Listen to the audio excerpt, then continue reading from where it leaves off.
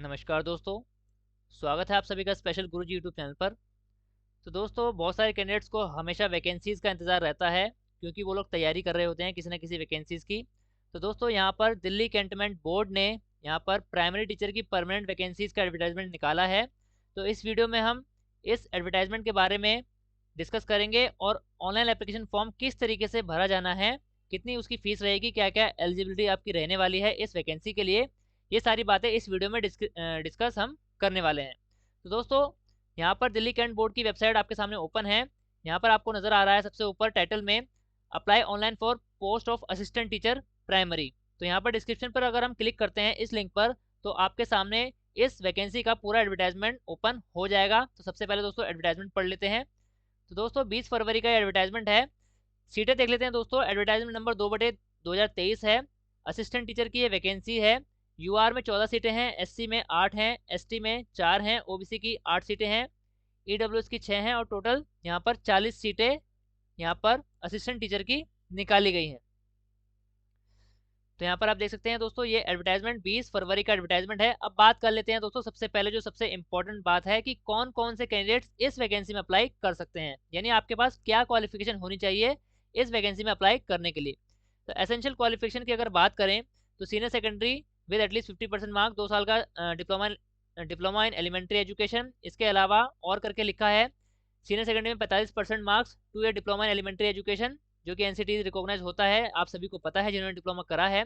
और करके लिखा है senior secondary with at least 50% marks and 4 year bachelor, यानी बीएलएड आपके पास होना चाहिए। इसके अलावा जितने भी साथियों ने दोस्तों 2 साल का स्पेशल एजुकेशन में डिप्लोमा कर रखा है, वो भी साथी इस असिस्टेंट टीचर प्राइमरी की वैकेंसी में अप्लाई कर सकते हैं। यहाँ पर लिखा है senior secondary with at least 50% marks and 2 year diploma in special education from a recognise board, यानी आर से रिकॉग्नाइज 2 साल का अगर डिप्लोमा कर रखा है टीचिंग में, तो आप इस वैकेंसी में अप्लाई करने के लिए पूरी तरह से एलिजिबल माने जाएंगे। इसके अलावा graduation and 2 year diploma in elementary education by whatever name known from a recognise board. इसके अलावा दोस्तों जितने भी साथियों ने यहाँ पर बीएड की डिग्री हासिल कर रखी है, बीएड वाले कैंडिडेट्स भी इस वैकेंसी में एलिजिबल रखे गए हैं। दूसरी यहाँ पर मेन क्राइटेरिया रखा गया है दोस्तों, सीटेट पास होना चाहिए, pass in the CTET conducted by CBSE. तो दोस्तों पेपर 1 जो सीटेट का होता है प्राइमरी लेवल वाला, वो सीटेट सर्टिफिकेट आपका पास होना चाहिए। तीसरा है मस्ट है पास हिंदी और English as a subject at secondary level, यानी 10वीं क्लास में आपके पास हिंदी या फिर इंग्लिश दोनों में से कोई भी एक सब्जेक्ट आपके पास 10वीं क्लास में होना चाहिए।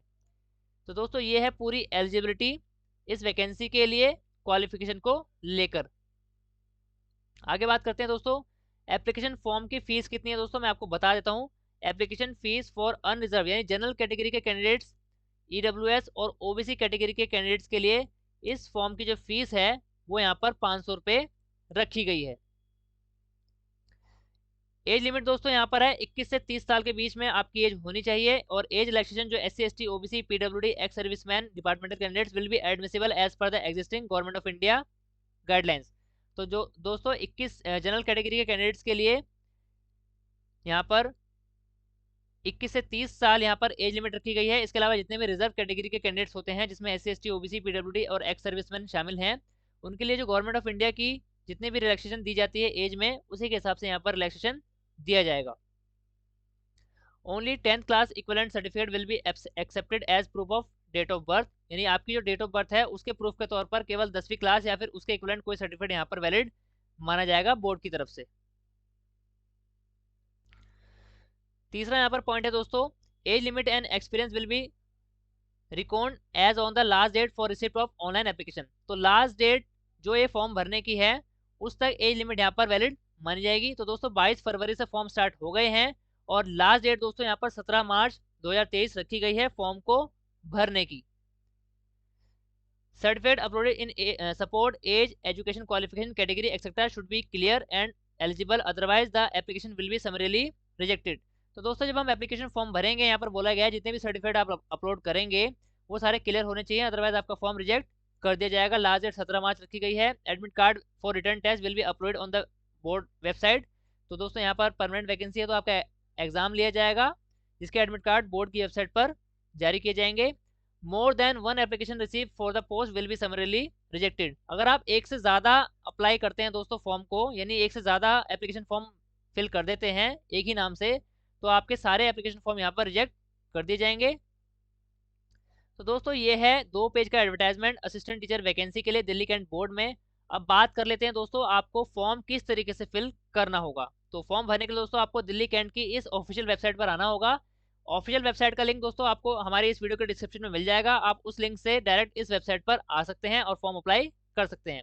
अप्लाई करने के लिए दोस्तों आपको सबसे ऊपर जो पहला पॉइंट लिखा है apply online for the post of assistant teacher, यहाँ पर व्यू के नीचे क्लिक हेयर लिखा है, इस पर क्लिक करना होगा। क्लिक करते हैं दोस्तों अगला पेज ओपन हो जाएगा। यहाँ पर सबसे ऊपर आपको नजर आएगा असिस्टेंट टीचर, एडवर्टाइजमेंट नंबर भी लिखा है। एप्लीकेशन 22 फरवरी से शुरू है, एंडिंग डेट जो है 17 मार्च रखी गई है। नोटिफिकेशन की इस पीडीएफ पर क्लिक करेंगे तो आपको यहाँ पर डाउनलोड करने का ऑप्शन मिल जाएगा एडवर्टाइजमेंट, और एक्शन पर अगर आप जाएंगे तो अप्लाई का ऑप्शन यहाँ पर आपको नजर आएगा। अप्लाई करने के लिए आपको अप्लाई बटन पर क्लिक करना होगा। अप्लाई बटन पर क्लिक करते दोस्तों यहाँ पर कुछ महत्वपूर्ण इंस्ट्रक्शन यानी अनुदेश लिखे हैं, उनको एक बार आपको देख लेना होगा। जो कि है 22 फरवरी से फॉर्म स्टार्ट है, 17 मार्च 2023 को फॉर्म भरने की लास्ट डेट यहाँ पर रखी गई है। सबसे इंपॉर्टेंट बात यहाँ लिखी है सेकंड पॉइंट में, candidate applying only online no need not to send hard copy of the online application form filled by them online और any other document certificate testimonial. तो दोस्तों यहाँ पर बोर्ड ने बोला है कि अगर आप ऑनलाइन एप्लीकेशन फॉर्म फिल कर रहे हैं तो किसी भी तरह की हार्ड कॉपी बोर्ड को भेजने की जरूरत नहीं है, केवल ऑनलाइन एप्लीकेशन फॉर्म ही यहाँ पर एक्सेप्ट किए जा रहे हैं। कुछ इंपॉर्टेंट बातें हैं दोस्तों, फोटो सिग्नेचर सर्टिफिकेट यहाँ पर आपका बिल्कुल क्लियर होना चाहिए, अदरवाइज आपका फॉर्म रिजेक्ट कर दिया जाएगा। जब आप पूरा फॉर्म भर लेंगे, online successful completion of online application auto generated email SMS will be send to your registered mobile number email. तो जो भी आप मोबाइल नंबर ईमेल देंगे एप्लीकेशन फॉर्म में, जब आपका पूरा फॉर्म फिल हो जाएगा, पेमेंट हो जाएगी, तो आपके मोबाइल नंबर और ईमेल पर यहाँ पर इंफॉर्मेशन दे दी जाएगी। 7वां पॉइंट है दोस्तों, फोटोग्राफ जो आप अपलोड करेंगे जेपीजी फॉर्मेट में होनी चाहिए, 50 KB उसका साइज होना चाहिए, और उसके पिक्सल दोस्तों 140 बाय 110 यानी DSSB के जो साइज होता है 140 बाय 110 फोटोग्राफ के लिए, और सिग्नेचर के लिए 110 बाय 140 होता है। सेम उसी साइज के फोटोग्राफ और सिग्नेचर यहाँ पर आपको अपलोड करने होंगे। आगे बढ़ते हैं दोस्तों। एज लिमिट दोस्तों मैं आपको बता चुका हूँ, एज लिमिट यहाँ पर 21 से 30 साल रखी गई है जनरल कैटेगरी के कैंडिडेट्स के लिए, और इसके अलावा जितने भी रिजर्व कैटेगरी के कैंडिडेट्स हैं उनको भारत सरकार के नियमों के अनुसार यहाँ पर एज में रिलैक्सेशन दिया जाएगा। फीस दोस्तों मैं आपको बता चुका हूँ कि एप्लीकेशन फीस फॉर अनरिजर्व यानी जनरल कैटेगरी, ईडब्ल्यूएस और ओबीसी कैटेगरी के कैंडिडेट्स के लिए 500 रुपये रखी गई है। यहाँ पर रिजर्व कैटेगरी जो कि SC/ST कैटेगरी है उसका जिक्र नहीं किया गया है, तो ऐसा हो सकता है कि इन कैटेगरी के लिए ये फॉर्म बिल्कुल फ्री रखा गया हो, क्योंकि यहाँ पर ओनली वर्ड लगा दिया गया है। तो ऐसा हो सकता है कि उनके लिए ये जो फॉर्म है उसकी फीस एग्जेम्प्टेड होगी। तो दोस्तों ये जो इंस्ट्रक्शन है इसका प्रिंट आप यहाँ से ले सकते हैं। इसके अलावा ये PDF डाउनलोड करने का लिंक आपको हमारे इस वीडियो के डिस्क्रिप्शन में मिल जाएगा। PDF डाउनलोड करके आप अच्छे से ये इंस्ट्रक्शन पढ़ सकते हैं। इसके बाद दोस्तों आपको यहाँ पर इस दिए गए चेकबॉक्स में क्लिक करना होगा और प्रोसीड पर क्लिक करना होगा। प्रोसीड पर क्लिक करते ही दोस्तों आपके सामने ये पूरा एप्लीकेशन फॉर्म ओपन हो जाएगा, जिसको आपको फिल करना है। सिंगल पेज का एप्लीकेशन फॉर्म है और नीचे सबमिट बटन दिया गया है। तो सबसे पहले मैं आपको बता देता हूँ कि फॉर्म किस तरीके से भरना है, क्या क्या चीज़ें आपको यहाँ पर फॉलो करनी होगी। पोस्ट अप्लाइड यहाँ पर ऑटोमेटिक नजर आएगा, असिस्टेंट टीचर एडवर्टाइजमेंट नंबर यहाँ पर आपको पहले से ही नजर आएगा। फिजिकली हैंडीकैप येस और नो में बताना है। Are you ex serviceman yes और नो में बताना है। Whether service of a scribe is required. दोस्तों अगर आप PWD कैटेगरी से बिलोंग करते हैं और आपको पेपर के लिए एग्जाम के लिए स्क्राइब की जरूरत है तो यहाँ पर येस और नो में आपको बताना होगा। डिपार्टमेंटल एम्प्लॉय है, येस और नो में आपको बताना होगा कि आप पहले से डिपार्टमेंट में काम कर रहे हैं या फिर नहीं कर रहे। यहाँ पर आपको आपका फर्स्ट नेम, मिडिल नेम और लास्ट नेम लिखना होगा। दोस्तों अगर आपका फर्स्ट नेम खाली फर्स्ट नेम है तो मिडिल और लास्ट नेम यहाँ पर आपको ब्लैंक छोड़ देना है। अगर आपका फर्स्ट नेम और लास्ट नेम है तो मिडिल नेम आपको ब्लैंक छोड़ देना है। इस तरीके से आपको यहाँ पर नेम फिल करना होगा।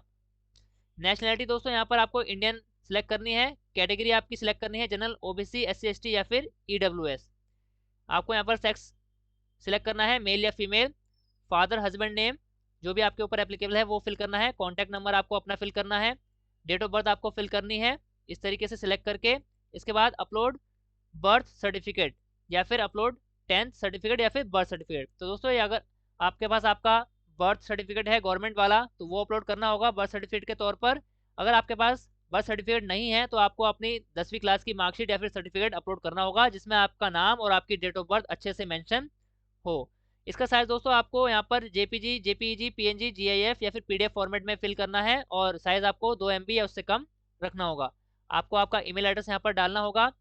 सीटेट सर्टिफिकेट यहाँ पर दोस्तों आपको अपलोड करना होगा। प्राइमरी लेवल का सीटेट सर्टिफिकेट आपको यहाँ पर अपलोड करना है। इसका साइज 2 MB से कम या उसके बराबर रखना है और फॉर्मेट जो रहेगा जेपीजी, जेपीईजी, पीएनजी, जीआईएफ या फिर पीडीएफ। तो मैं आपको सलाह दूंगा दोस्तों कि आप पीडीएफ फॉर्मेट को ही यहाँ पर अपलोड करें, ताकि जो अथॉरिटी है उसको भी उसको यहाँ पर एग्जामिन करने में आसानी रहे।